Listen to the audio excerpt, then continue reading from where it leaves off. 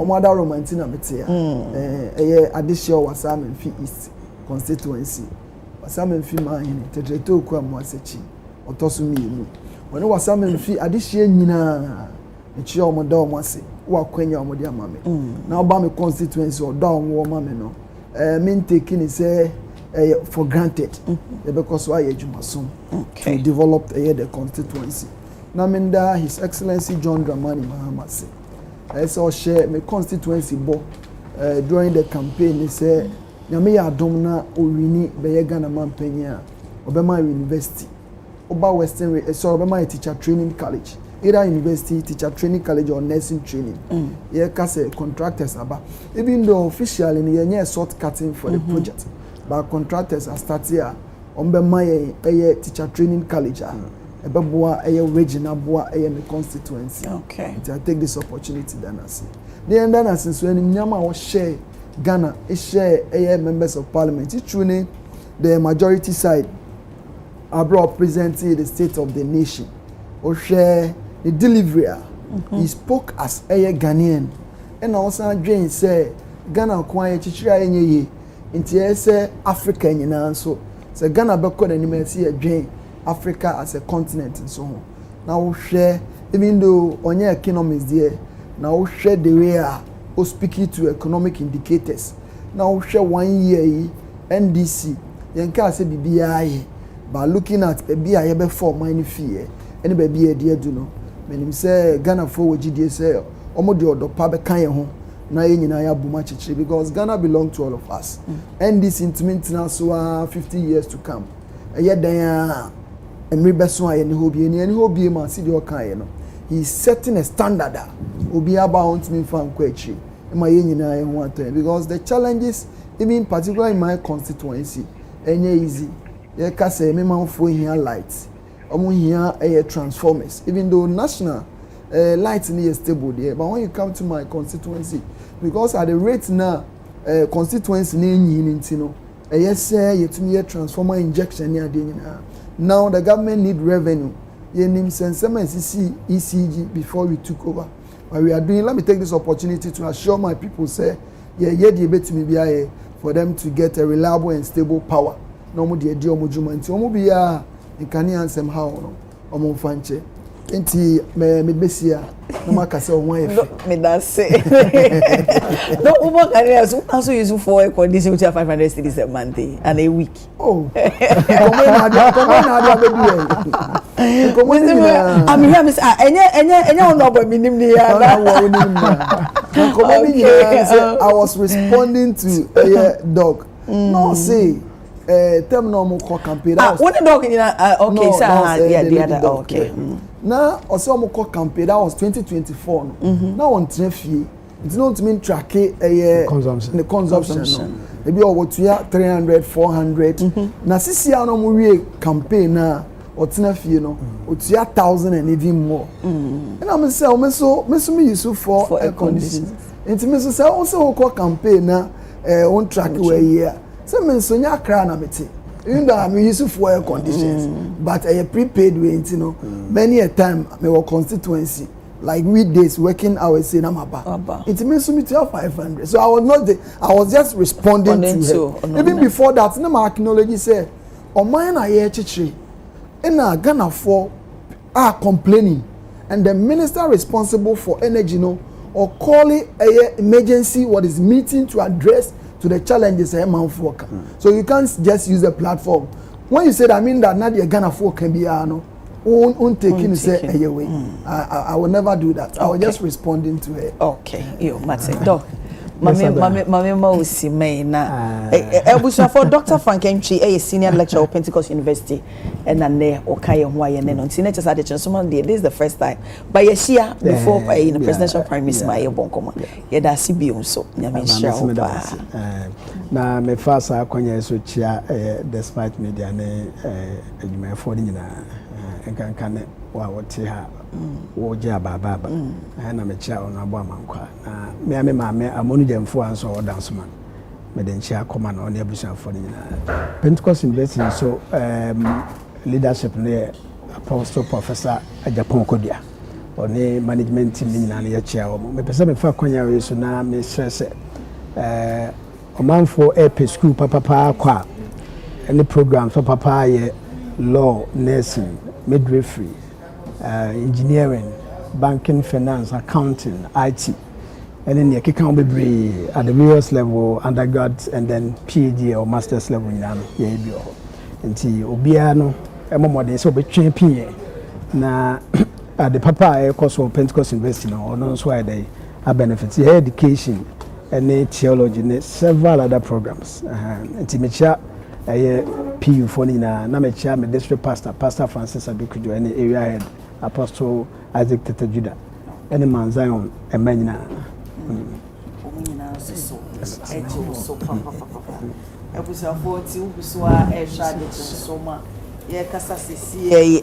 Honorable Daniel Nikwaite Titus Glover, a former Greater Accra Regional Minister, Abekayensa, and former member of Parliament. Yes.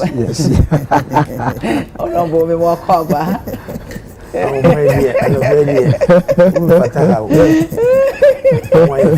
Medase. Oh, shame.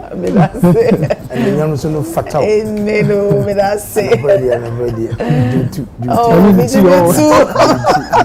Honorable wife, Papa. The chair for you now.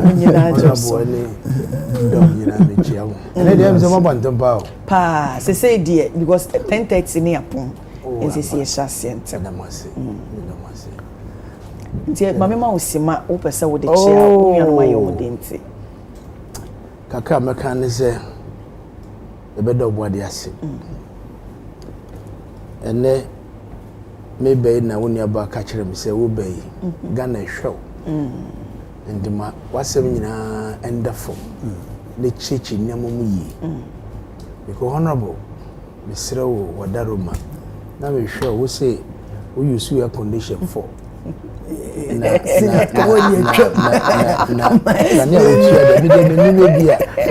Na we special meeting you with you breaking coffee and you see and na mama you see the best said that so this is very fun you can on the Adumarakwa Ghana nkomo na sisi ya share your reorganization as your Sunday MPP and that's where you edino said your program party dia bano na ya hweso na me adomo a esia say wa woni wo bo me my campaign national organizer na me TSC me train after the constituency elections yenya the lateral electoral college na na Ghana fa ne bebi ni atokuru bi ni wa minim ho wo de fa ha eba koto na yen hihye party no me nima me nyina no underground na resource no akire se de besia aza ejuma nti me mo bi achibio na next week ba me dress say wulo mo okay few years ago me ba na me dress say wulo mo mo matade bibia wo before me cramfo no na ye ahindie no yenim ye free Israel ye ba no chief priest no ewulo me no di yenim. Okay. So they are the sacred people who lead us. Na de nyina ne ye ni die besua ye bedu ano ene ye sua mo ye gususua. Was the chieftains bebre ye wo Greater Accra na de adenti ye gususua. Okay. Na mo kire se de ye sie fa na enti bi chia bia soma Kentucky Teko churu gamache. Enu bibia o mampeni John Dramani mama. Oko acha na mama. Honorable Titus Glover. Okay, yen say komo bono I say I also East goes to post today. Zina a few shame and was it a few shame? A few months ago. Few months. Yeah, that's last year. No, not last year. Was it in beginning of January? Early January. And I was East Masha Bejani or Danny Bim Conso. Let us embrace some one coin says it to me, and you will be a many genemo, a more for more.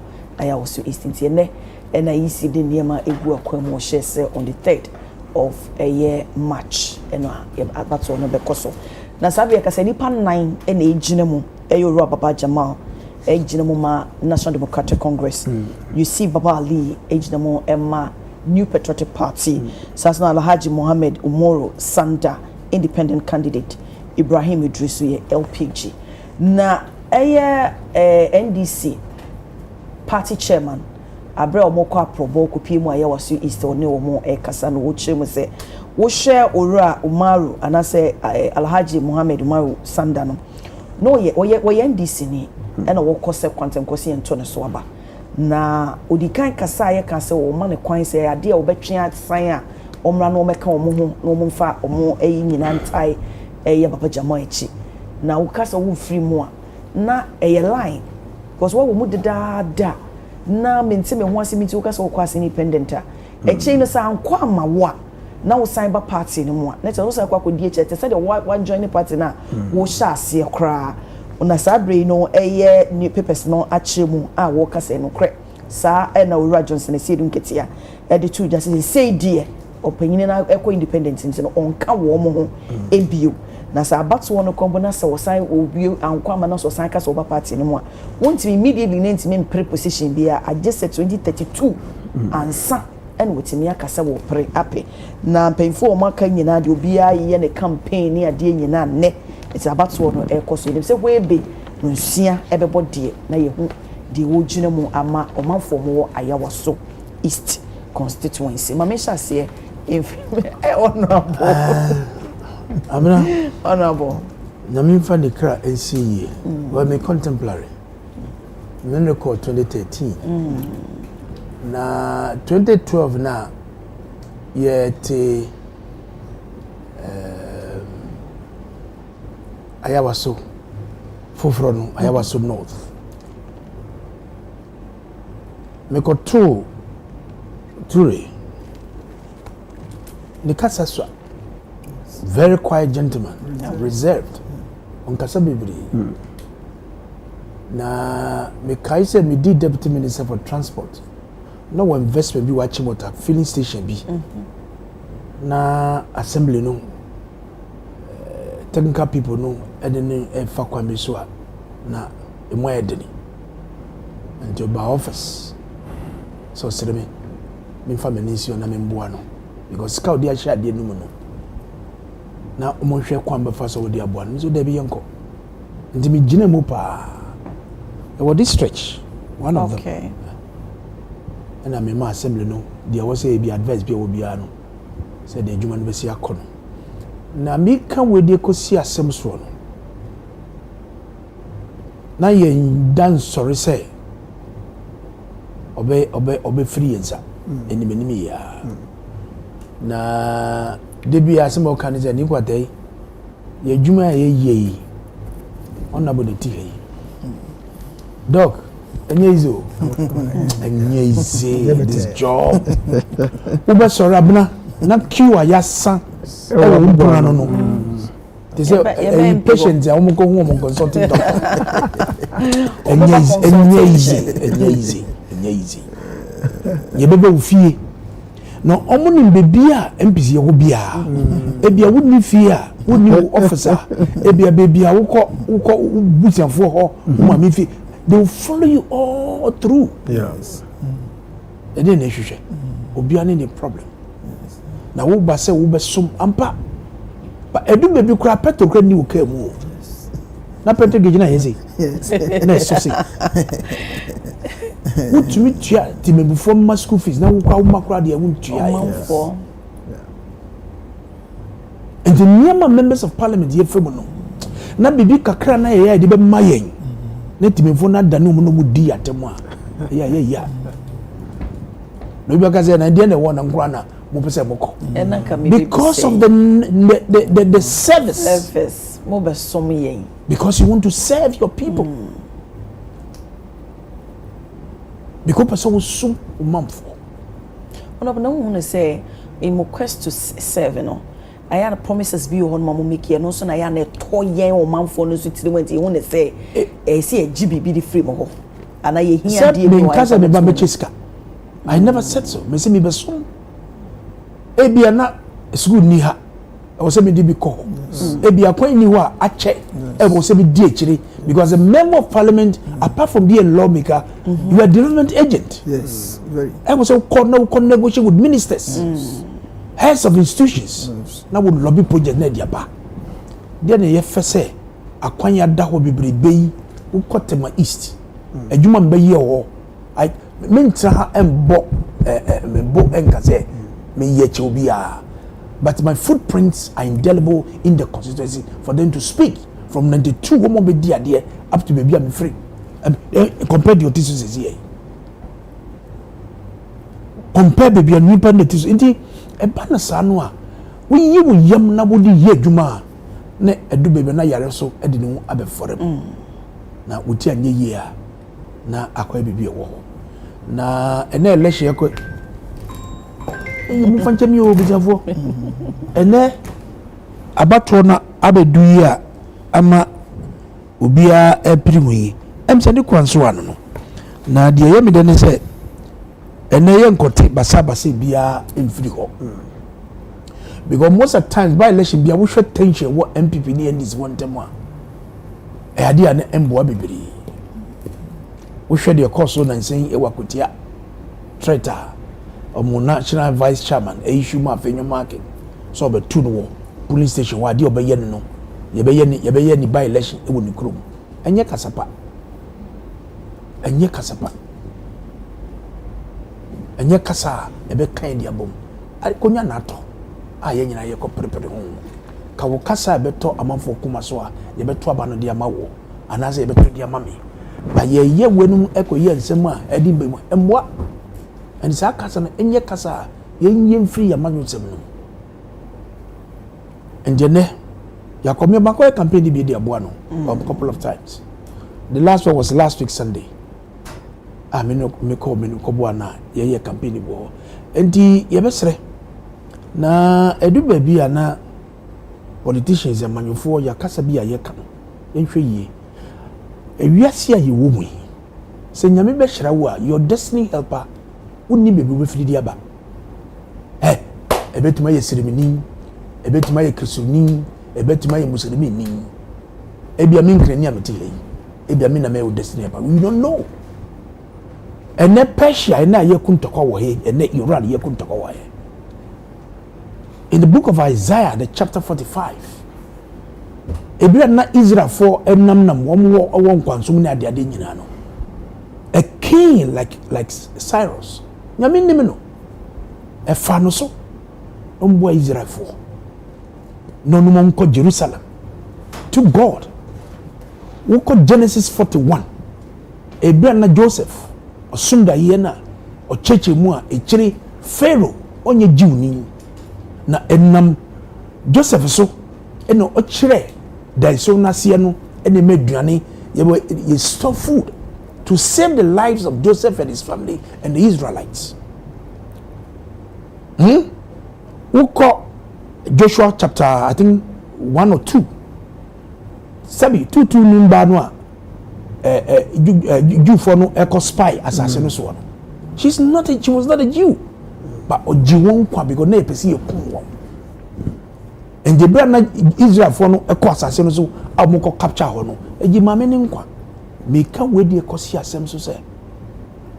Baby nyame be hyew de aba no. Enchi baby nipa ni free. Ene me twa to no. Ene baba jama ko asore dem o. Ekoji votes. Dr. Bawumia mmere bi atwa mu ono asore dem a oko asore dem yesi oye munafiki. Oye bad Muslim. And what's so cost of the fee? But ne baba jama ko. Mia amenia me senior Haruna Idrisu wakwa asore dem. Basintale nanu ya wakwa asore dem agoji nchira. And then baba say Roman for the titi no because yes akotia and wo but wakwa asore dem and because you Muslim father before you know the co school you know the ye juma you know the chicha adwene na yen chichiri oman no say because we nim ochina you obetuma bia boa ama wotumi wakọ wanim enti ye besere emo ho nya bero ukoto waba wo kwan akofie ye bo 5 na waba se dia ayawo so easy for peno na ye mfa ma no nti media me gina ha wo ahwɛ mo na wo nkoto ya kotuma baba ali wasom ne need the form for 34 years say na ni matia no sanete we don't see any advocacy being done by the people of NDC representing them at the chamber. And this time, Musisa Mukakra, number mighty minority no 87, and 88. Nayan Sum Ghana no, Nayaba, Medase. Yo, Miss Medase, honorable, honorable. William Adeba Kwana, me shemo part time na honorable Titus Glover, Eka say. MPs mo bre yes sunlight na me no put mu ko na ka bi ka ho ti e ban sa de enra say me kai say honorable Vondi ene honorable Folson e be she ha say the same thing about mo salary omo disagree on e but do e be say me sika di me say honorable Vondi say ampa de o kan no kra na me say ho e ho ne de mo ya adwen enti me hu say baby o ho no man de na na wo boat mu ko pa enti ma share true so na me da was na me sanchia wa hwefo bie na me nchia me constituency executives area chairman Atochi Dano. It's a reorganization here guso at the various branches na ye there. Now say NDC are attractive ama your booklets no want the bread from regional cry I am mama I requested for. Hey sir say reflect it oh amemu a ekoso it's here dom once the branch executives obi be adwuma small mo ye. You know this the another senior can also in life an ambition to become what is it national organizer say omotoman. The reason being that say why party adwuma and wa be MP say for politics ma be MP so person who nimpa suban ni ade nyina MP will give you that platform see there now can no say last week na me wa Accra I have to go to Volta region Saturday Sunday a year on me chrome and me constituency am me fees say me call and there say me bedu ha na kamemba ne cry again if say me 8 pa personal 8 ne ma me fimu enra na jona it's me fa kwanya esuma busu nyina ya akọ Mama Joyce it's na say me ba it's my bay Thursday you break it and I have to go back to constituency because for the celebration of a 6 match into no ye stress in journey no krampo no and sana financially as you were saying say na me bomb meeting ko no MP in opposition that was 2020 who bow the baby na o gauge na so we na put can me ba na driver na catch us so ba ni nyina no me hu ni say yakwanya say the be somo manfo because nipa ne doors na ye yiw inti challenges wo mu de but ye de betumi aye abena na honorable kana oya ebule tatis no ba ye be rem no ka aya waso what is it east election ya e ba so by election no e obvious say you best stress say obi an koto na ba obi an koye gidigidi bia ho at the end of the day no Ghana no ba bia e ko no ye hia somdwe gidigidi abato no okopra obi a ye che otuma the obey MP the obey minister the obey hwan no then obetumi aya adi impact negative impact bebre wa brabo ne wabusia and I mean say enensi sa na yera baumia de na ka say oko sorry ana people were making fun when enya sa ayomo campaign recently they say abna the platform is the normal course or how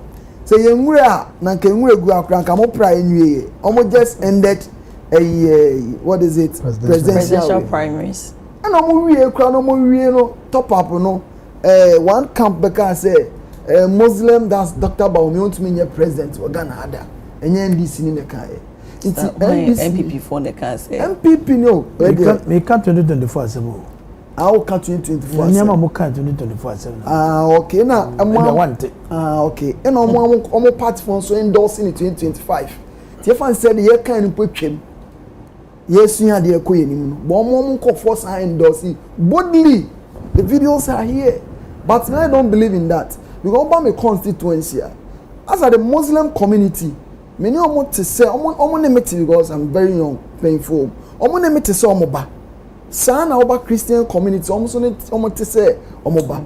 I'm a proud member of the Apostolic Church Ghana. But almost a many Muslim for dear growing way. Enti sorry you muni adieno as ye fear politics. Near sure what the person can do into on that score there me know ya dream. Na fear side. Na bna election no say de memu at all and none of papa near can once and say yes, I enter him, Poba say, yeah, unim diamana basa a danger. Because unim say, and Ghana away. NDC MPP, political parties mean ayeko. Independent near our baby, see the national chairman Kayeno. Yes, see a fear emrani muno, and our UTV, I mean, himself Mraha, Oko Pentecost University Mraho. Inti a cra emrani no be a lope. Inti so NDC never be no one TRC and our independent. It will take a period of time and stand wait to me Gina. It's now the leadership of the party, that's the national chairman, no advising. Name more national chairman, the entire national executive, Yera John Dramani Mahama, Yera chief of staff, Honorable Julius Debra, they were all there to campaign for our candidates. Baba Jama. Now I done deal because me I don't believe in politics of complacency, but done deal because they are going to compare baby omwe. So say now senior Kasano say in light bay a costro. Okay, say under this regime light bay costro. But be otini money compare even though the light bay costro kakra. But them no kra no maba na dollar cedi relationship net saying omo be fan 4 cities omo de koko do 17 omo jan 14 15 it will compare the year John Dramani Mahama aye in short period here and it that's all anya hwekra na NDC yo 3 years left and san yakọ another election into okoto obama year Baba Jama oye experienced politician no abeka amammo papa na aban ne hyehyɛ no na ama impuntuo na senior say bi mbae no ebiaba under the resetting agenda. Men no okojom okoto emo and also and largely Muslim community.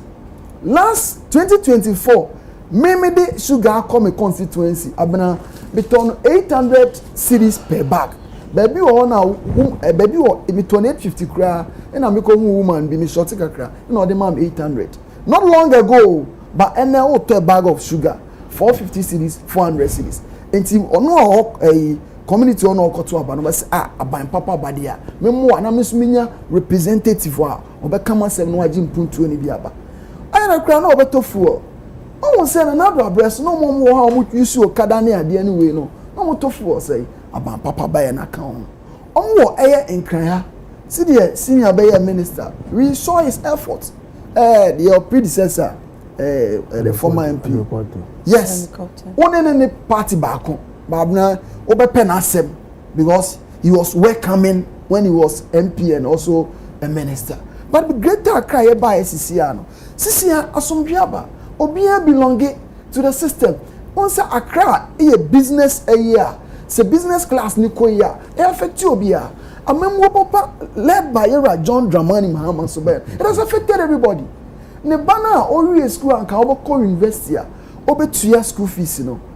Oko akoto abana mayera Baba Jama because na ban no shebo no odiso e masisi a ne first year university fee no nyina no aban nyaju aban na di no kure kese e makodi vo afo nso endorse because obi wo ha wo eye what is ayawaso ba okoko me constituency amanfi east na eye ne hwesoma ni timamia na emri bi ba ya last week ya parliament na de ba say Cocoa price no ye chiti ekuafo won hwe de Cote d'Ivoire fotia nanso His Excellency John Dramani Mahama idi no krema ekuafo no abransis ya the current price of a bag of cocoa in Cote d'Ivoire say Mitiere afenyama cause here was it before you or what I think it was on UTV or say me the Ghana ho na me dwe me new Cote d'Ivoire price as at Friday now so now compare Cote d'Ivoire to Ghana won hwe the municipal assembly operating omo constituency ayawaso. Last week, senior, I'm monitor normal you. The senior honorable another leader. No, so a backlog, common fund has not been paid. Meanwhile, President Bana before say President Mebano Panana Bitum. Me too so on an MC in count and on friend home bisao. So call the various municipal assemblies. Inflows are echo. see the next senior can o kwese o sesa na sitrem asa me introduction me ken no in my constituency aban by in the space of 1 year 2 months aban in mommy teacher training college in my constituency 24-hour economic market bomb be say over my constituency I was across the municipal capital ye did on Thursday amount for ton normal roadside near there our we promise to give them a modern market president national bar one making special allocation ye ba be see ama school kwala no mo titi nuase ne ade ye see school down mo within a year 2025 ye see clinic mienu 2026 ye see mienu 2027 ye see mienu. This is the development that people want to see.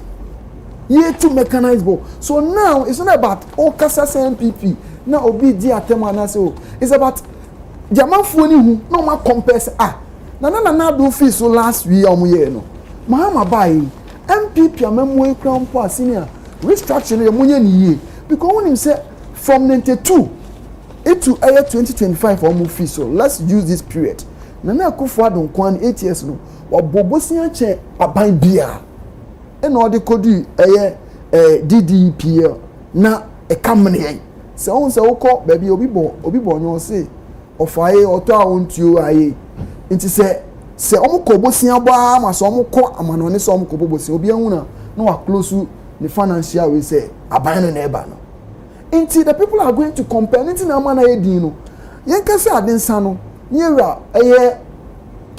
what is it Baba Jama and I represent the good people of Ayawaso na abusuan so ma fi mu wo hwe honorable later or your reserved as a leader of the energy committee wo hwe the presentation oba ukon nchen he say I think he owns several filling stations me am benefited from himself yeah by and when we were even opposition weekends near the easy o see the senior kano he give us a card on from koji fuel ha oni onabo what is it ayiku lejekuku we used to support each other na ade anche o hwe na sebi oyare but obi nim da obi bewu nti e ma oyere ni abusua ni nyina hyede but enne almost 7 and declare no this one it will not go beyond 9 yewra Baba Jama be wini no wini ne keke amanfo ne hwe few years ago just last 2024 ene normal settlement say president Kofosi ehwe asetremu ye mfento aba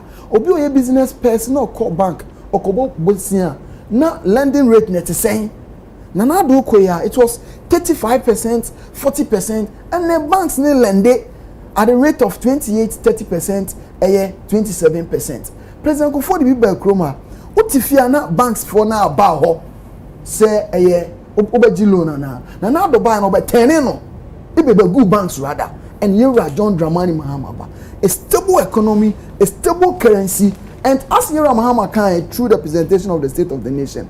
Also on the he did not arrest the CDU, the dollar, but Oman CDU yes is strengthened to battle against several currencies. Obi Oti Ayawaso was Ghana currency was rated junk as of just 2024. Now Ghana currency is among the performing currencies. Ghana ASC no are gaining 40.7% strength there.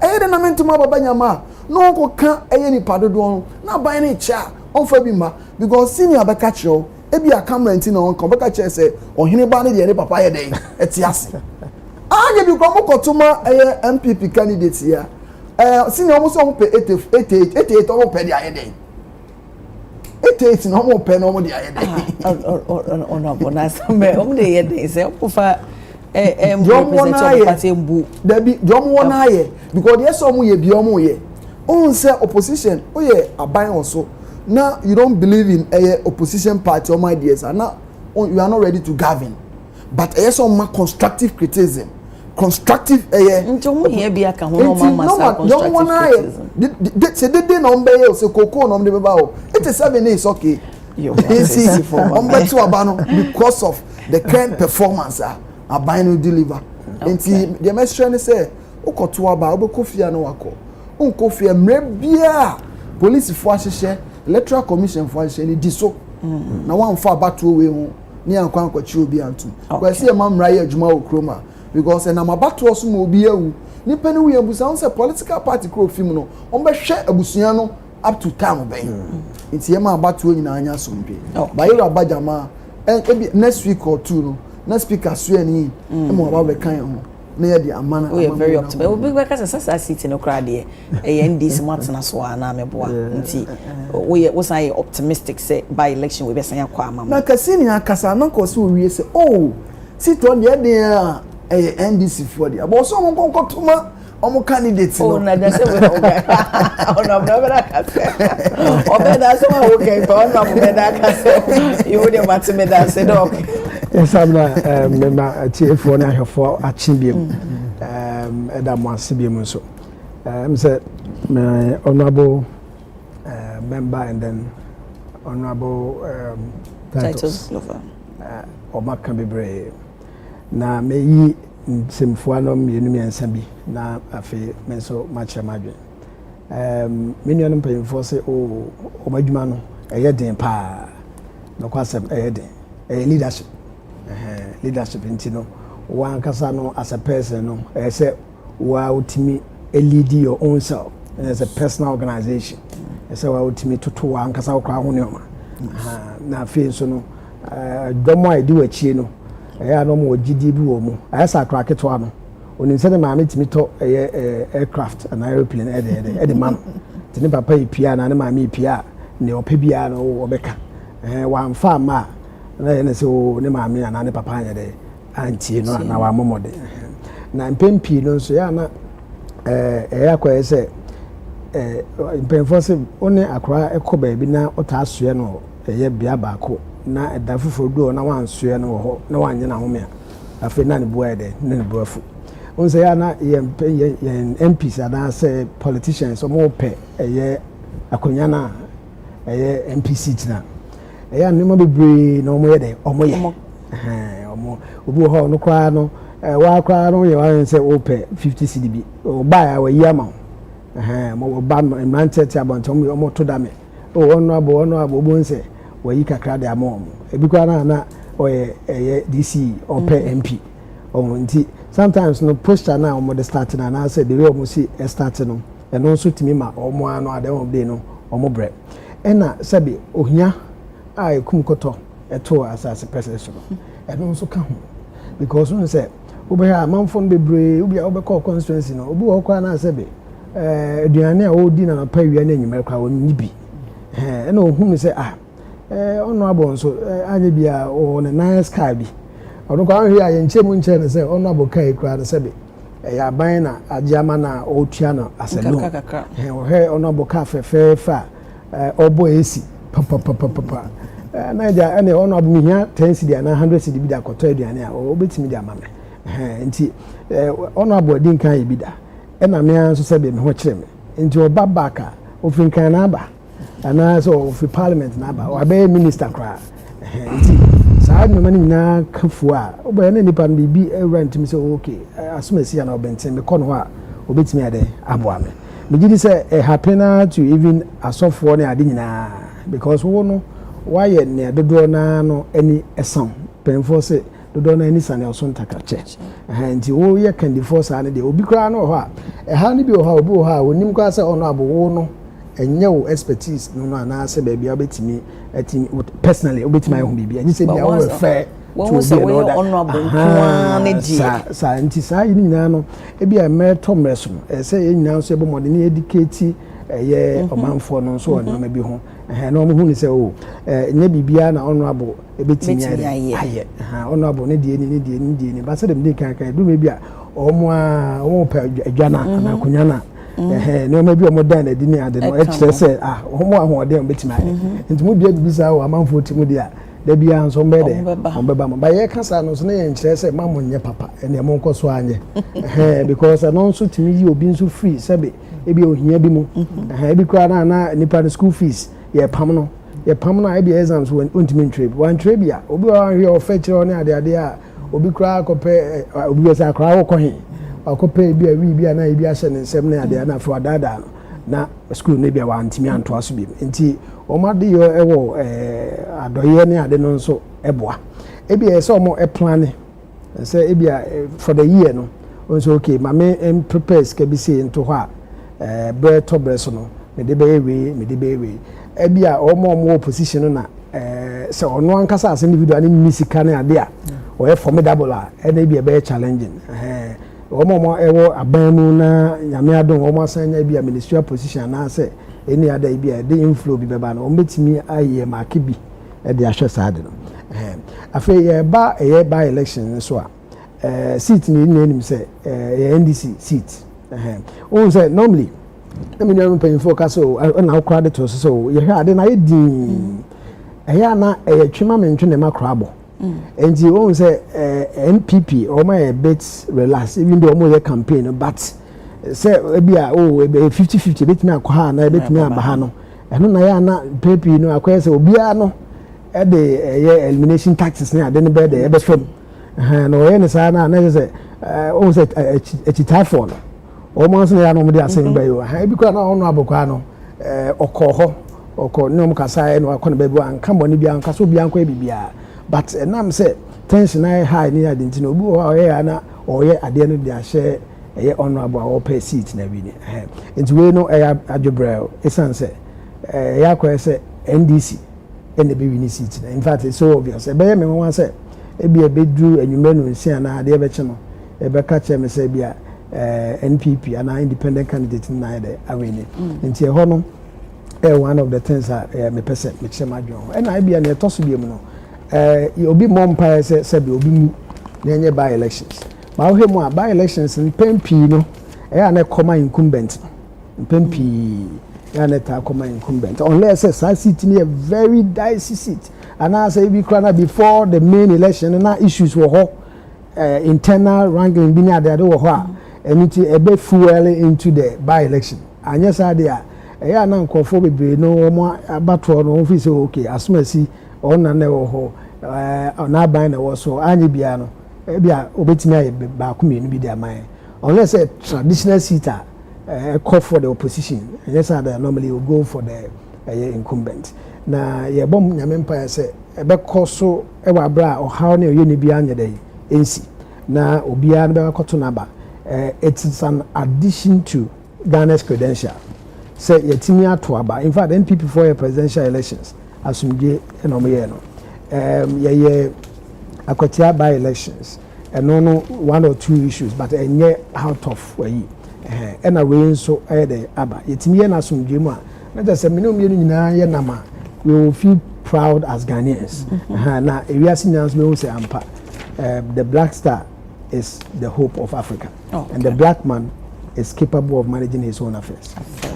Maminti adi kakra every I'm say honorable akasa bebre or punchy na was a metenetine no kakra ne dikan our national chairman Sidin Ketia honorable original platform so no to the ama independent candidates on somebody fee na on jedi oye no abrewa de wosuma no a say be wako to dem fa won what they come and let us say we need every party no so if genuinely General Mosquito percent the band be fear na was oye no anya platform so na obeto sa warning no be frɛ no letter na would yi need no we withdraw letter no in terms of pure HR engagement practice so person will ban would your friend them said the way no one you letter na me dem out to us no my withdraw and then negotiation until we so call they call you free but won ko gina simpie so ento ayampia en kan kire ne say we ma won nansan nanan we free wa and wa we yi wodi and if you know about and what the one ka say ye wo obenyini misrew pa enne mudi $10 billion edi ko share economy no just to make sure that you control the cedi against the dollar to entice people to import into the country, destroying local industry. That's what you are doing. How Congress on a local industry. And I mean, because you get $14 cedis, you know. Na never pass the bonus senate here. At the price when the dollar was 14, na nyama ye turn abontis mama no video bi e ya hwem nyamba what is saying and now you see inflation about 3.8 dog net here o chere nkwana de 3.8 no odom na hwese nyama sa ne tono na ze obi ana edi mo people have varieties of their choices and now we back on university fees say no tiano rent accommodation we do say no tiano and then we sell boats ECG tariffs are yetia between last year up to the first quarter of this year almost close to 28 to 30%. Look at the number of demonstrations there cost a drum for a drum a dear and twadie uko na wa boss why say abuna hwebe I say I didn't even talk because baby otia no obeko fie adechia ni mabeko school and when we are saying we see aka na wo wakoti koko fo sikesewa we see economy is stable economy here and then we do that koko fo sika koko fo dollar de jonga koko fo dollar sika eni ye jonga ija no man city and so we so manu ishishade ko year why not be able to pay the cocoa farmer no toku no ko fo mu a e ko kase 2005 near better 30,100 are we joking eni na mu yi ni ye ka muzi ni enka ene Iran ni ye very say Israel ni America na ekono bomb no this is about 9,000 kilometers muzi Russia Ukraine ye ka de busy mamu kada mamu kam yente because the president can say and said the idea sekono is a possibility say no that is the reality. No, did you know that? That is the reality. Did the NBC knew that? Oil in Ghana. It's once I found one day a crowd every baby na your host you film. Take yourself out. Because I did not set it. And the embassy better say bomb no tutu ewo Iran any Israel no e be abaton kran go.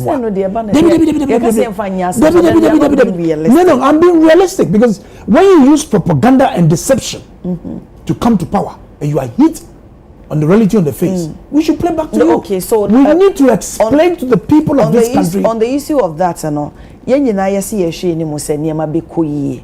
It's the fact said to you, no, the omo kaya na so mudidi mu mabreso no anyemo de but na entesenka omo ye nesa na nya.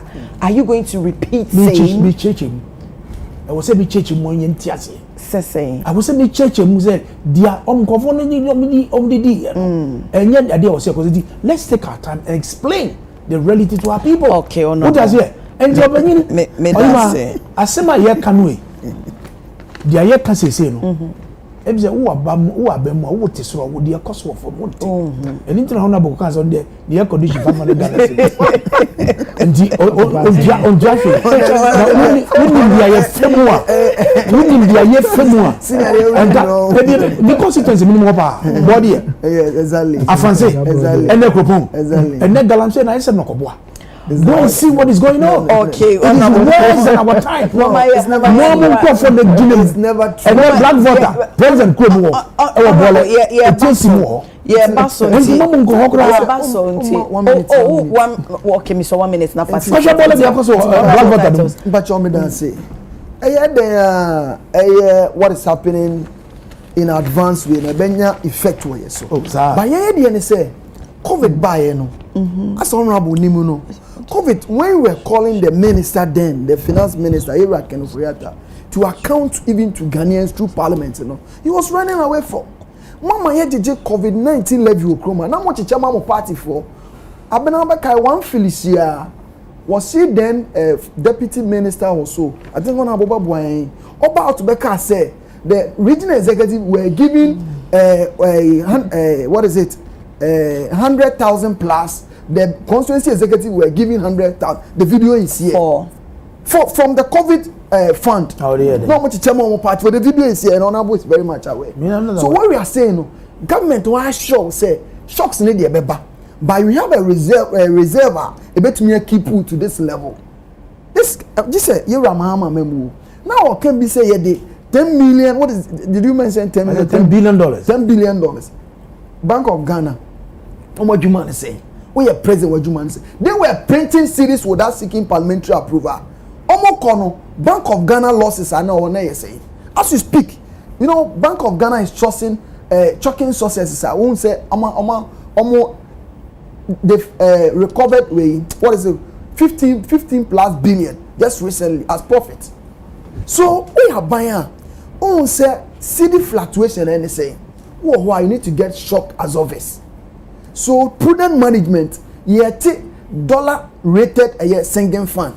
Near to CD rated sinking fund. So that unforeseen event be about your cushion. So if through the prudent way introduce you at this gold board, no, I mean enough air forest. And if the businessman need forest near the man, not me import it, no import to buy it to chroma. Mr. BSC, just a senior naka. Yenya all those into the sales of cars, say, more cars, so 15%. Senior aka electricity bill assemble. Me so me car. Inti eti say wo chroma. And since you more catch and say dollar ne performing na enye dia. Enche bia no you raba me catch and say is it when the fundamentals are weak or something the exchange rate will expose you. Na in fair na o che dey. You run and do me ati ase say because no onya economics is the reason why he brought Dr. Mahmoud Bawumia. Dr. Mahmoud Bawumia ban ono no tumika say the solid economic team watch dollar no e the key na kwhye dem. Na sisi ya de aban bia ba wanche dollar na mfa key na kwhye dem. Mo ma sidi no waye den.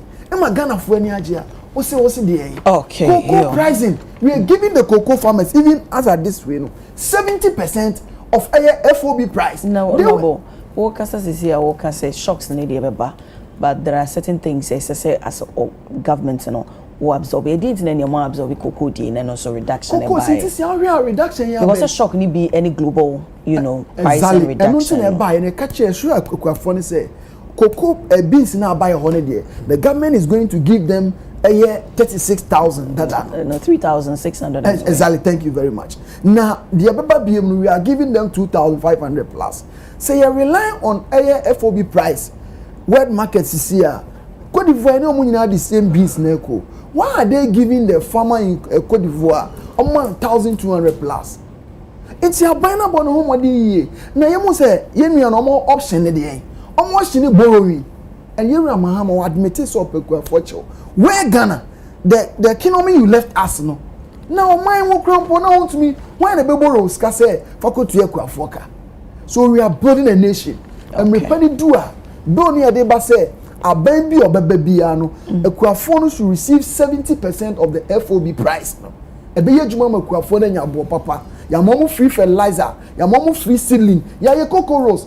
I'm happy sir I seen you mention a Francier. I mean he knows a Francier very well. Me and I make cocoa and say very much care because say the former cocoa boss he comes from my constituency. Which senior knows very well. But Moshe Cocoa Rose, a Francia at the Suquine. Senior, we have a hope. Oko the ramp or quine, or Pom Valley quine, Oko what is the Wasaman Pom quine, Maba Beyebi, Ghana for Mo Ayana Moye, mo scorecard ne 1.7 million votes. No. Inti ye mechimu the senior, Dienye Biana, Ghana for Suno, Yabeshania in ye, Yenim say external shocks in the beba, but we are preparing ourselves, say, bar. Enko yese the mudi scanner munya through COVID contribution no. Okay, yo Mate honorable.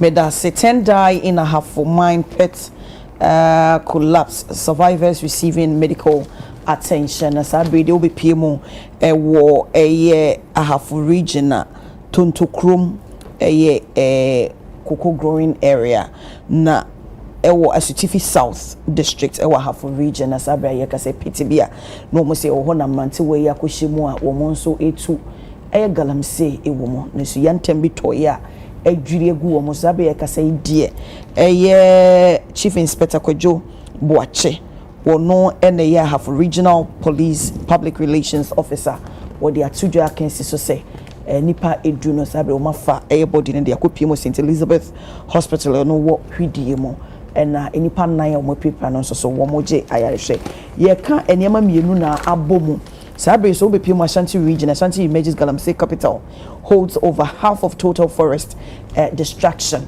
so that so be pimo Asante mantam mu dia forest ahodo wo hono nya September 13 forest wo hono and then one akata no ofin shelter belt asenayo Oda River densu bosomtwe range sese bebre nti ne asam ne se galamsey no enyenye bia yetu ase places bi wo hono kwa first na ka wonti mpo se yetu galamsey wo hono enso ene die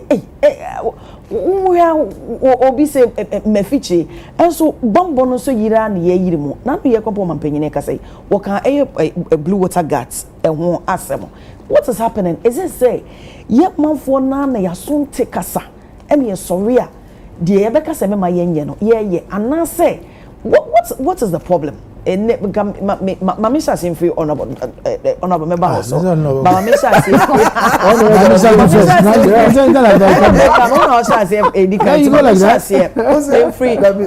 What is the problem? Everything seniority first.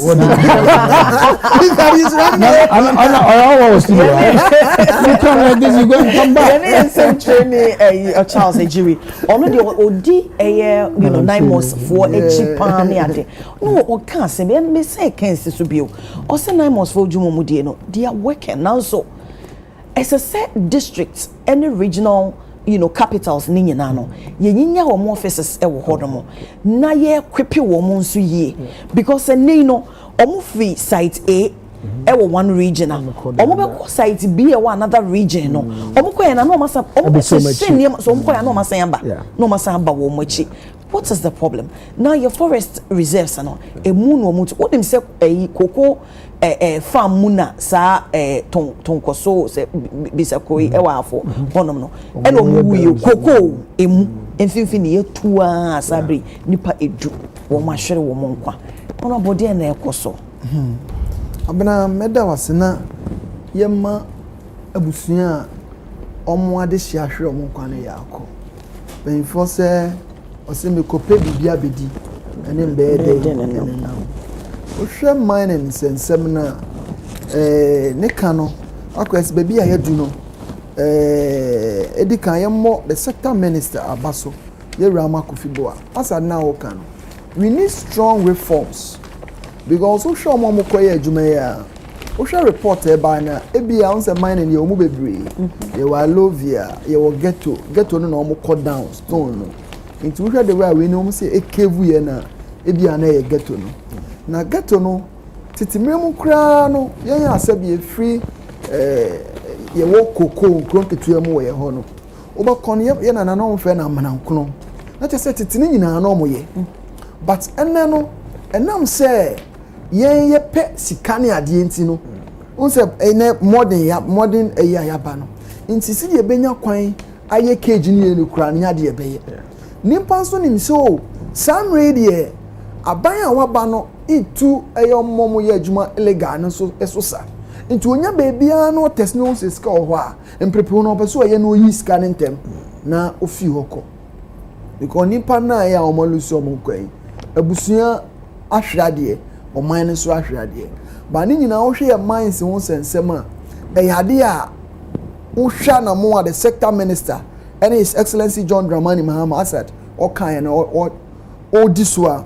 9 months omo ye omo adwuma pa ese e bo ma baso na see dia wo kan no 9 months set offices were identifiable mining areas, especially mining districts no into about western regions here emo identify be omo structure omo station military no e wo ho see dey be omo mba because e be omo bezi otakra dey omo beba koye adwuma o bebi no na omo akosi omo chi uyi onu free wa ye preach say responsible mining see dey wo kan until last 2 weeks mineral commission the deputy mineral commissioner Obama yenya engagement on my constituency through the sector minister Amabo and the directive said you should come and engage miners because people are mining responsibly in my constituency. The best small scale miner 2022 2023 if in my constituency obey miner obey mines or free me constituency or miner or people are mining responsibly, others are doing irresponsible mining. If those who are doing irresponsible mining, you better know what me about responsible mining. The process to acquire documents to get legal document to mine sometimes become challenge. Into we are almost decentralized the sector minister and say every district be a mineral commission officer because o pass it through the process. Now when you have a document there, you'll be guided in the way to mine. You really say about cooperative mining. I know some more koto, more educated miners know how to go about it. No, so you miner responsible. Now I idea sebi. Abena unentin kure ato wache no. Se wo mia aya den.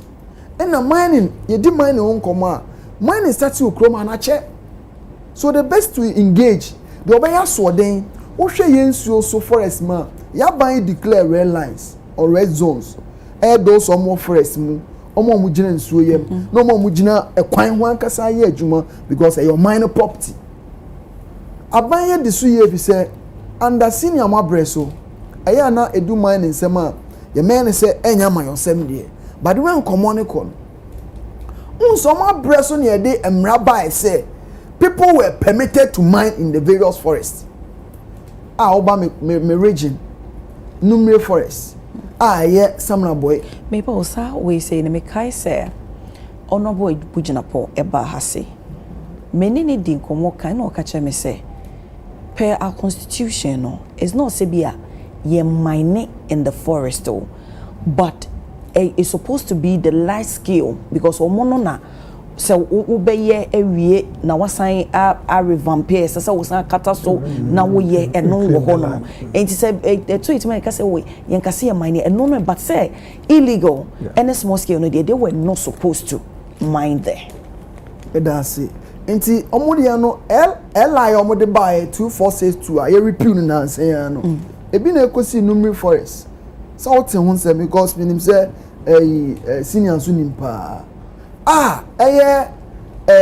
Samra boy, a company says Samra boy own Samates. Ono na forest a video nanso during their regime no, omo invade when your ordinary person. So the person involved no was the original chairman, Ashanti original chairman. Wo. Yeah, free hope. No exactly. I don't think na omo base the various mining way no military for na tracking. Now mining home common so no wo hwe ye yi omo free ma and the government has repealed that law so more home so say okobo prospecting or whatever okwa Ashanti regional enye ne o last week now I was reading a report from a forestry commission omo young man as at 2024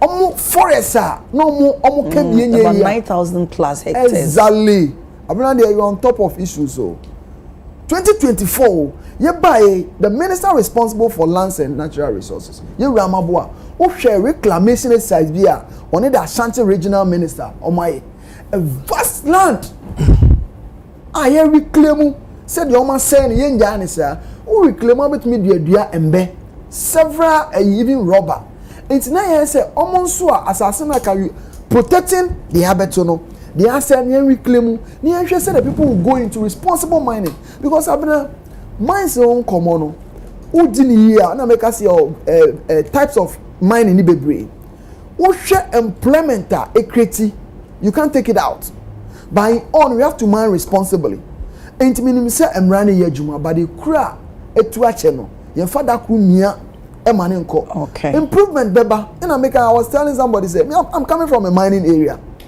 but Obama constituency me you proud to say me catch you say back Ghana this year open forest papa you can't take am fees out me fa kwanya more your man hin to kwa mo asechim na nanoma trankonwa na me ya mo aba so say oman ya protect your forest ye ma obi ankoye forest mo eden adwuma and that's what we expect so obi anya won area owo because ye buy as a blue water guards adwuma omo ye no even as political party abena the challenge ni say obi onpo mo akọ mo koye adwuma no na obi afre MP say na kwala ni yo mo yes ayen to abama mo say na omo yo me wa say ye police here omo nim say police here omo ni omo yo adwuma they are really working at abani hye nyina agu na kwam the minister too is doing his possible best but eye kanka ada wache ba nim say collectively senior minimum say senior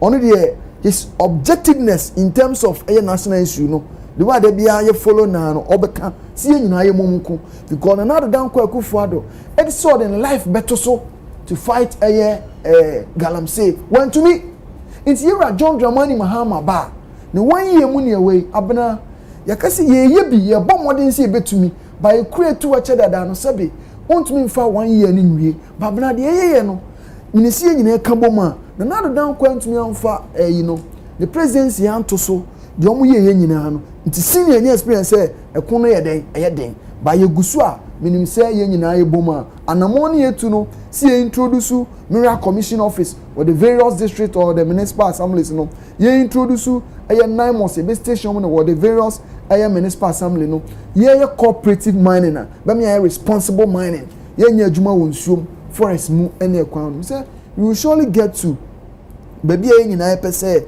ye bedu na manfo enye aye adwuma na afankofo na enye ska okroma se na do say ye tisika so na accommodate de egu hu yina ni nyina ye sika kokko a nkesi anka bose ya ayi abandada akobọ ye a actually Ghana kom ye na ni anka etimi tua okay am I want to me that say no so no ma be but dog yes aba me that say na em say many anum for a can issue be about the oil prices and in relation to Israel, US, Iran, I am a say no or Mojitum say managing an economy no. A man of sem. And then yet crew back or West Africa. West Africa now one crown so one and go for Nebubo Bosia. And no money idea cost or Mohonino a bit me and Yansun so or ha. So now we a Burkina for terrorists a Pio. So only Ghana how as a Ghana folk of Pio and Omokushia Monquentia, Yame and Fa Omokai or Ma Preparance and so on Yarepa.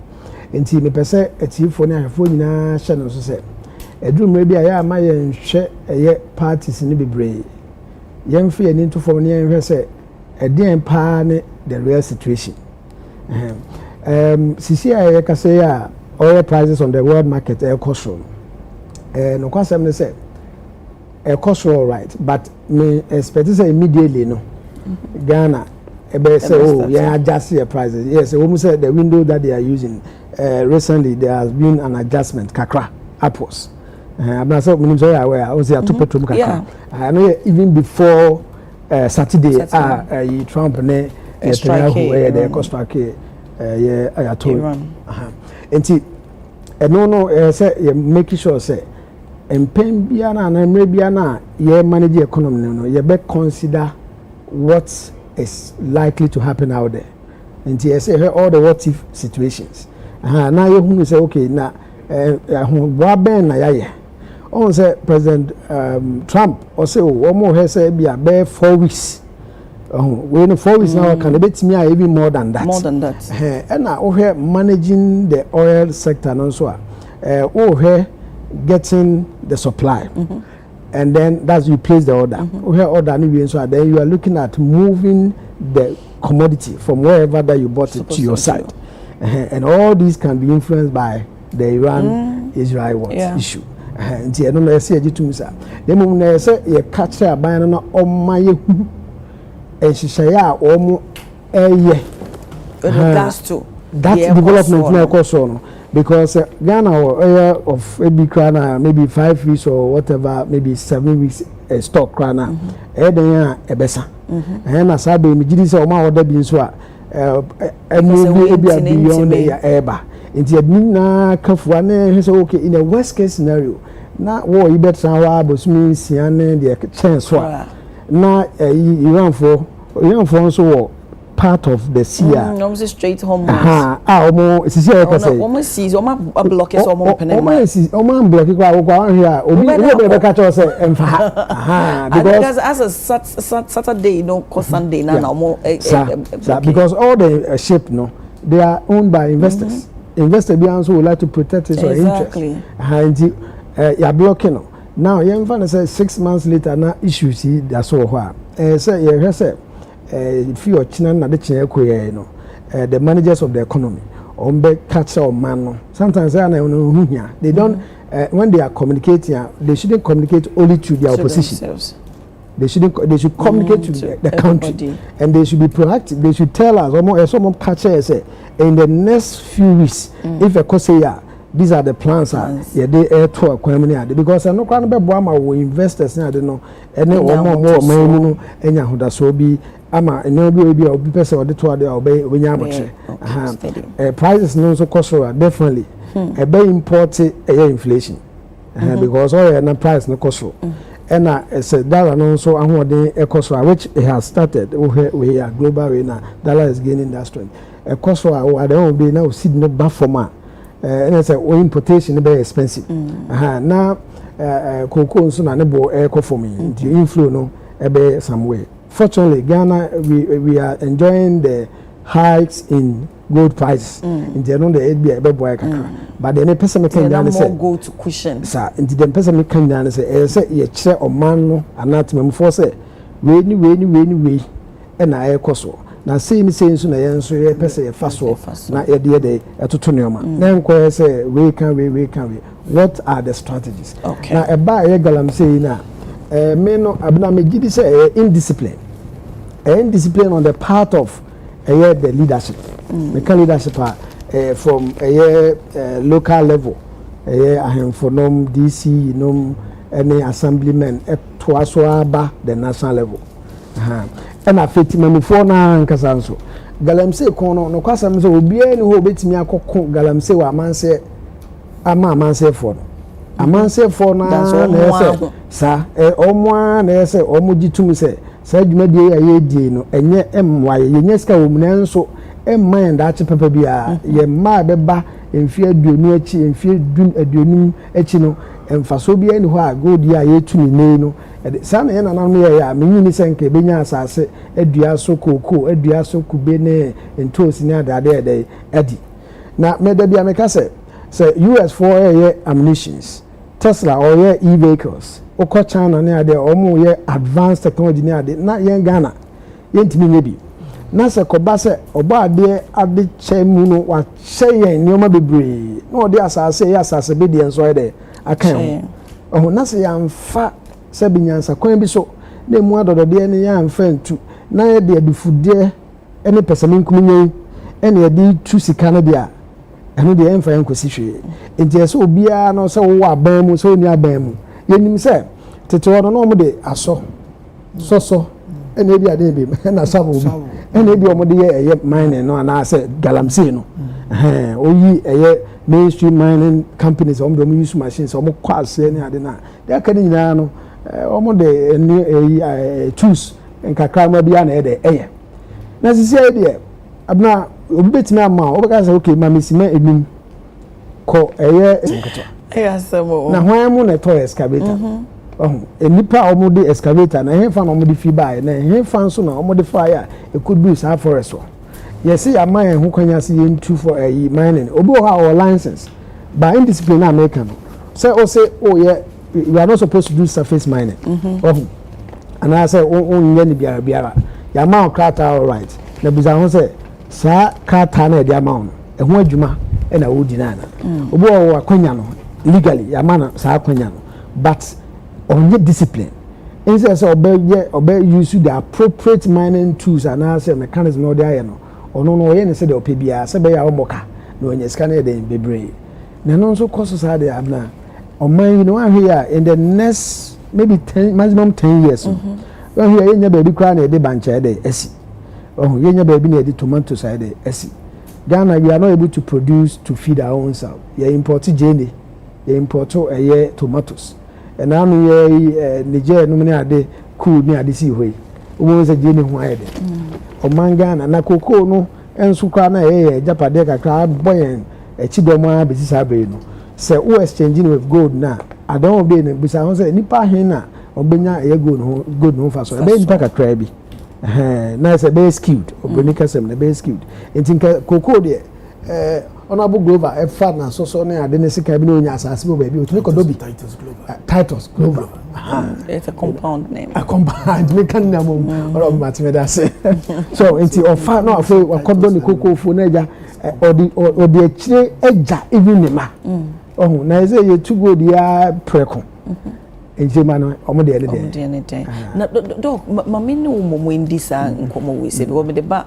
amanyofo no so we de bebo is this say ya amanyofo na nkasa so omo ndi no cremfanche ya na eba no illegal mining na because be one of my party na chidi for no be we say me party na wo so enti eye de na wo covering si wo ba be che na me wo panyini bi a me frɛ no enti sem panyinfo na nas politicians no ene na nanom ahemfo ye nkenja na nanom ahemfo ene wo ka se me de pa ba bia yetu galamsey no obi na obetimi abebe ye ne yi a chen kromafo ene empanyinfo a wo mu ewo mu enti role big pa na politicians wo me se wo mu hwe wo mu ho efi sansem num kra na obi frɛ wo nipa no wo fa se kra frɛ wo at least you should be able to be bold na catch ne se ade na wo ye no enya ade pa enti de mrasa mana so mu amane mfa wonko omo betimi ayesa aba no kwasem ne se o he yesuni honorable o yesuni ban ya den na dia over the period na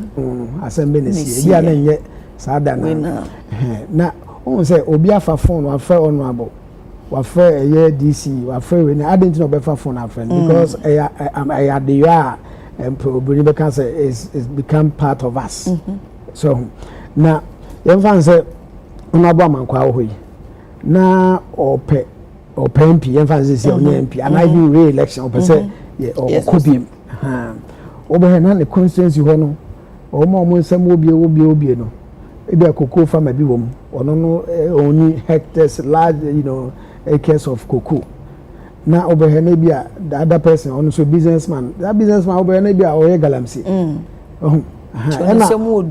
why you chobo this sika shem ni ade on say election see as be monetize in fact say any figures are CDD ni ade be to abonten so no abo say be oni sika na ode be say na obi be pon kutupa na ode ni sika shem to tot t-shirt ni ade or tua 500,000 ni ade mankofo na at the end of the day no honorable winia honorable under normal circumstance owes this person and you so could just can name him favors and you say oh no say nipa no e to galam say one here be den pa ma honorable say wo no ne mani bi akọ sa ho che na we afre honorable say ni so na honorable be dan na chairman nipa and you see even how to fund honorable's desire to become an MP e kwa ben na honorable ono no e bo no ho bra sika fam na order nya eye akonwa a opese wonya no menka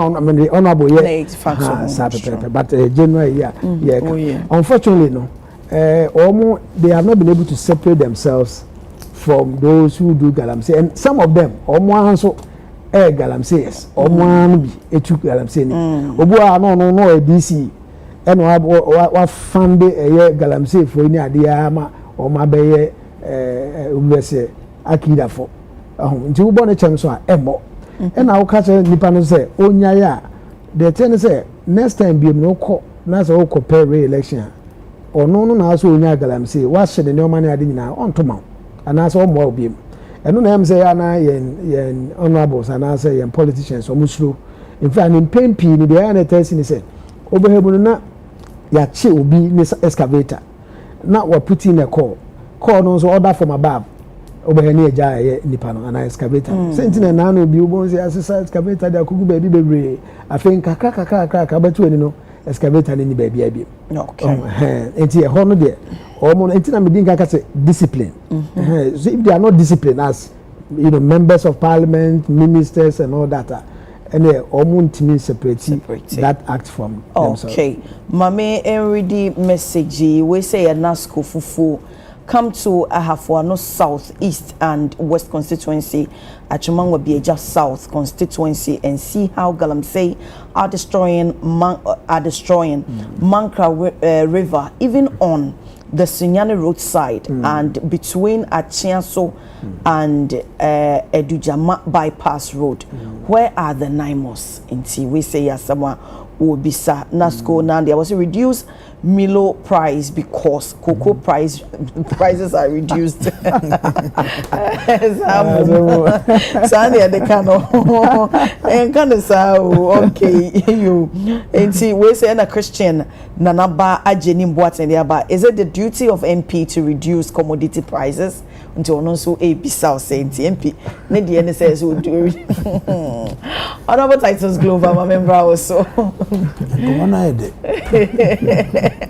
I have a horse so dog make I said 1989 na because I'm national service wa money western of inch I spent about 9 months I'm watching you na wow service posts in the buy no na me dey kire mawofo na that first day exam grant for you time to coin okay what's all my life let me perceive me experiencing rural life because na me dey to me who say I wanted to serve me started my politics from 3 unions I was a member of the Industrial and Commercial Workers Union ICU and they catch me as a meko and the year we were after Flaziman Secondary School on your left na akwabe kita pickaxe otutu form just to add up to yeah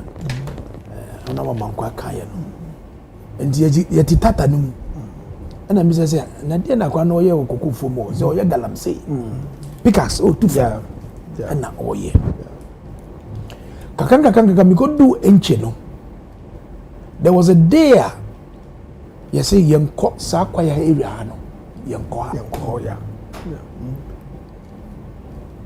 yedi kanfo no because sabi almost school seven do echidenti they use sometimes superstition just to put fear of God in our people to preserve sakwa in my and the young kondi won fasikan and for busom no wo ko bekum and say hunu ye dey shit man for no na streamer wo ekurasi on the kasoro also pure and the abandoned saucer I remember that time na galamsey me bedi minister me call MP ya bresono all over the platforms I've never supported galamsey even here who are Democrat I'll speak against some of our people who were neck deep in galamsey because kotakwa na obi tap say so black now we share all those catchment areas ya galamsey koso na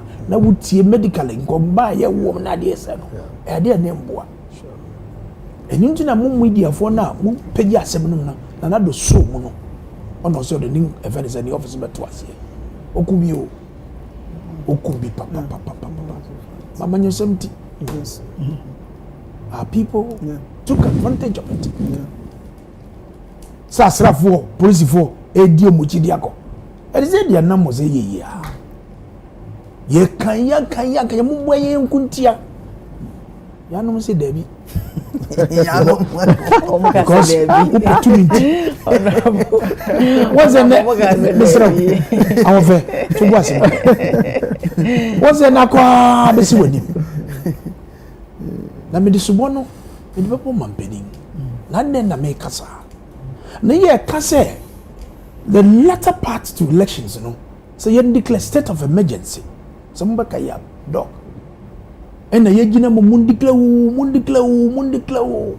the hawks in the NDC my brother Samin Jefi Sam George Harry Nedriso all those good friends of mine Mubaya we would declare state of emergency because we declare state of emergency no and never who say we near bre and a trifam won't we declare state of emergency or tosubium or say or bar and yes someone who kita pick access any shovels no but kingpins never go behind them asem we makabako makano makansa medical so bodigro every morning national security coordinator or president naso a briefing what's happening in the country every morning because mampenu also who their security was yakoso nyina na okọ wanyo no kwa call interior minister ho defense minister ho any national security coordinator no etio is the president telling us omo mu ye galamsey kimpis no omo anyana he knows them but he said yeah dokai ebiana amanfi is galamsey kimpi bi wo wabo ha no about t-shirt kakra ye ko floater ebia wa tu aduane ka wa manu so menka say oye bio wacheme so with such a support you not have that gravitas to say. We are even told, says Galamsey, for because to pick ups at the NDC for it can be true, it cannot be true. No, that one is not true. It's not true at all. It's never true. Empty. Some Kofina president only mom. No, on a wound in the say, you disturb my voice. Second pension. Oba obechi woman because our kind of component editor woman says oh my journey possible. You are saying your mind. I don't fault you. You are saying your mind. Me know what say only one ya kimpins na ya galamsey. What does it? And the past 1 year and few months, me I'm a son of the soil. Dog, who bought pot room, excavators and these are bezo, yam pot to the Amanuel. Anything who could never base and then you can say who rat a new town, who never base it. See, you didn't call dry dogs because the whole pot is choked. I'm really sorry. Oh, that means because the extent of the import is bad. I'm not doing it. When I'm so saying a friend is saying excavator and yet galamsey so kwan yedi. Me say contractor aircraft galamsey and yet do say excavator and yet do say oh we're going to the mining area. Make a way we so. Ono anaka chere ewo bole ejinem black voter no so nso no say because all the voters so nyina yeah what the eastern side say no Greater Accra eastern region krobo Koforidua side ho ya nyina any fra ho ye de yenum nso fra so no de ya sen wa ha no eno so ye di bane say on fa ni nanu fancy ho enye kasa it's about action NDC for national security uniforms with guns and nam galamsey land forestry commission officers near the Gradua they sacked them away.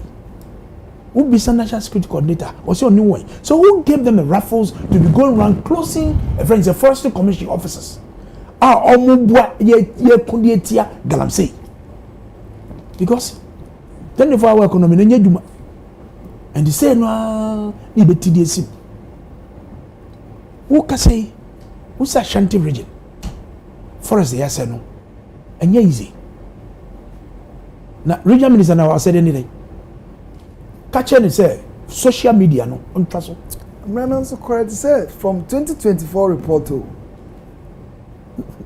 2024 report obofo ni nambo apaso Forestry Commission 2024 reports. And please, I've been a regional minister before. There has been an increment as till date. Your time has been worse than before. And now, you're the one of the chief executives, Echo Courts. You're finding them. Oh, you're galamsey. And then we call Ashanti Region. Amansi Hobe, one of the districts. They are using galamsey, champagnes, and excavators to generate money as income generated funds. Champagne then is some amount and we need 30,000. One did that. Oh, you forced joy for a report. Yes, they did a report on that. Happening under President Jomani Mahama. Then Ekosi. Yen but send ya mudi yen ko si simpie so achieve ya boss no say one mo ba mo ye the chance under your watch it is worse enti kasa no ya doso dodo and na me ka kire wo say ka kire wo regional minister na wa Ashanti region say or the social media no give fans dodo on for the lensing from no mun kono munye dwuma because 9 months for no eba very say mantema be ye dwuma go a omuntra ha they have to move to other places. So the RECSEC, what is your duty? The RECSEC must have a standing army and a standing force.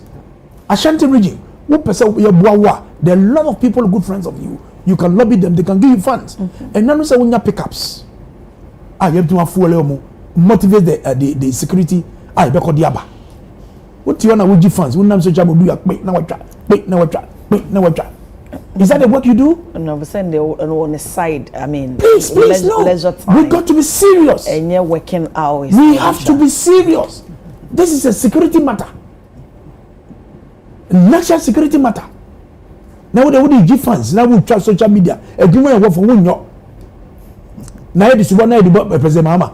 Because we got tiano and you big man here because what farmers and a pump for Moses and name all over the place. Even though the back stops within.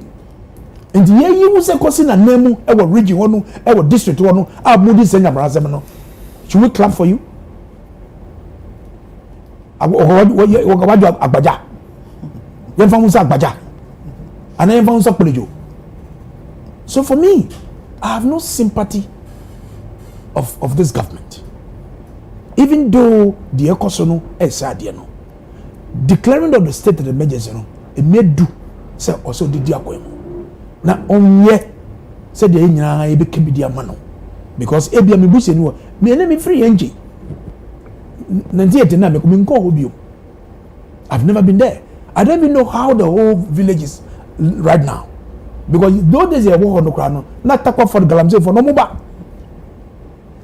Na komunyani gidi na Galamse ni ba insecurity wo kromu enya de ketwa wo hwe weapons obukita to protect their territory say they won't do nyankwa nkoho obabesi hanabisiu nyame ne kan onu atisimu eko Galamse site CZ excavators ochi 40 adibechi na ka 3 all the Chinese for no kono na Galamse na cross kwan say. Did you see that video? Yeah. All the Galamse Chinese for no watch you omo all the omo ekono oyima na omo block e emukite tuo under the watch of this government. What are we doing? And to me, the message, Oman Penny, you be kept the abow. But wouldn't you keep peace for no more Galamse? Your own party people are doing it. Mundi Sakurumu to tell them on their face. Say, the Amuya no Mundi say my bino, Mundi say your mino. He hasn't got the balls to do it. And he said, yeah, or declare the state of emergency. Near Musket, look at that happen at a Stuffy South. Every other number was one alcohol wrecking. Look at what happened. So, young Amino Kupiwa and Katimifono, a Kusoja Fono. It took the intervention of a Muslim imam. Police were easy. They have to reach to push the soldiers into the car and drive them away. This is a security matter. And this is a true state of the nation. Galamse ne kosono. Afa girisam. Ejuri. And Oman Penny. So what yemia? I'm in town. The krano edawa. Yebeka. Ediachi. Ama wunanye ntentententenya nabona yochiye. Enye kasan bebere. Resource your people. The regional teams, the regional security council teams. Mekai call brother me di actually the regional minister Greater Accra. You can't do a forest. They do a forest. Because I made me echo try info. Our House of Chiefs. Na me do surhono and I register the catcher me say do a forest on and nako. You trick track in running at the opposite school park. Obviously I deal. And I'm this asra for no. I wept because we can't do a forester. It has a whole history about the Gangbe culture in the Cantabanto forest.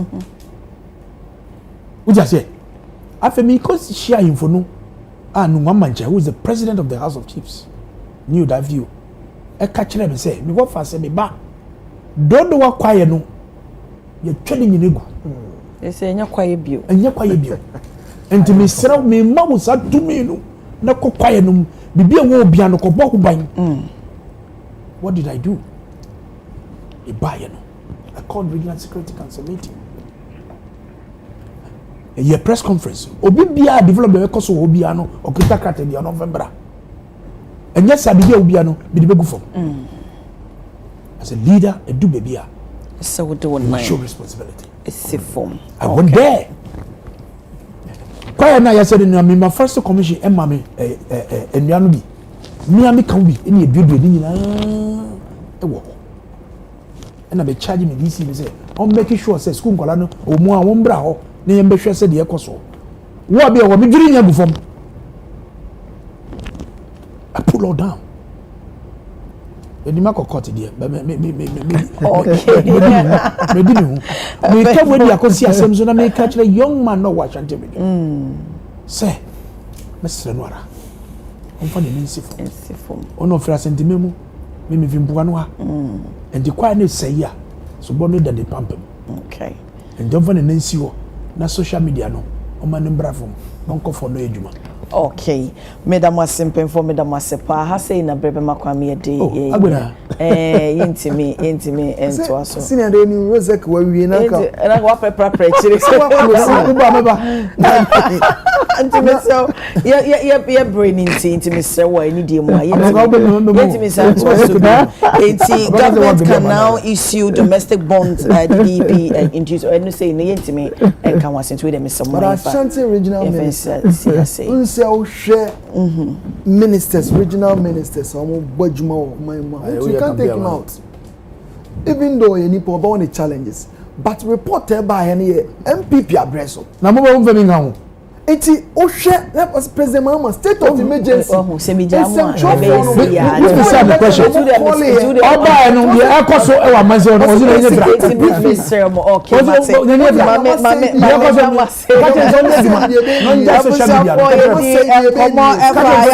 East goes to polls today. Sasana 10 die in a half of mine pit collapse. Survivors receiving medical attention. Ashanti emerges Galamsey capital. Hold over half of total forest destruction. Government can now issue domestic bond. DDP induced restriction lapses. Honorable Daniel Nikwaite Titus Glover, former Greater Accra Regional Minister, Dr. Frank Entry, a senior lecturer of Pentecost University, Saso and Honorable Nicholas Amankwa, a MP Amenfi East and Ane Yeneno Ebo and Komo Mamimfa Sada and Mamadofo no Bedi Mamintin Fiutiawa Nayan. Happy birthday to Marilyn Veronica Sewa Entry of Dichemso from your mother Mrs. Ophelia or say Entry Ene Ora Samson Nyameche manager or Hello FM omunyina so mama happy birthday nyame won sha won to won kwanem na wonye wo kese pa kusise obeye kese saso and a happy birthday to Sofo Hene Labi we Sofo Hene Labi. One of the special day I celebrate not just your birthday but incredible person you are. Your strength, wisdom and dedication continue to inspire everyone around you. May the new year of your life bring you greater opportunities, divine favor and health and outstanding success in your in all your endeavors. We say Efri Cassius Otula Biho, Communication Officer Ma Ewuti Senior West NDC. Also, ma happy birthday. So for Hene Labi. Eti ha say na beba makwami edi djumedi nyina si mame fa sada kese ema awofa. Honorable by was abna. Omo nyina mpo dog ene honorable mienu omo say why fedodo. No why FM Jimmy too. Honorable Titles Glover na Emma me too into my Jimmy too. Enti Emma me fa sada Emma awofa. Ya kasa ye nua ya de nyina na poso hema adwoa ye boaje one hye awofa echi enti ne opa hofoma de we nyina obenya bi ato e wo ho brother despite media ya bansoro no ne fom ho no ma obehu awofa ubi utu ho na ubisa obi a obechew friend number 0204366774 0204366774 eno ene awofa enamba ntime so fra okwate ne ne won say UTV de ohun antine mapa efie kwa wofa honom na omma wo ene mapa kenta hodo nieme bia wo hia bia efa ahwene adi gu yensa ni nyino to bi ho nti kwana kotompacho onfa ne ma han enti hye ne so saa so wo pe bi ato a ubenya bi ato ewo ho de efe anya wakohie wonua aseda kese enkoma de entire crew ewo chigina pa wo mo ede bo me bedamu nyina asepa wa wo fia wo gebra wo hwe so aseda kese pa eye wode odumfo hu ye mobo ode ochina dom ya de chensoma ewo ho no mama wo yeso refi so yi meyi mpa ye ma wo se nyame tutu anamo nsiye bia wo kwa ede problem ebebre wo no nyame ntwe wo nsan obi de san ebehia wa nyame block in free wafa no ma wo kwatenten ahodi wo no nhira won sa no adwuma so won so fo abena chei bo ache me na me beso mo ne sa redie makra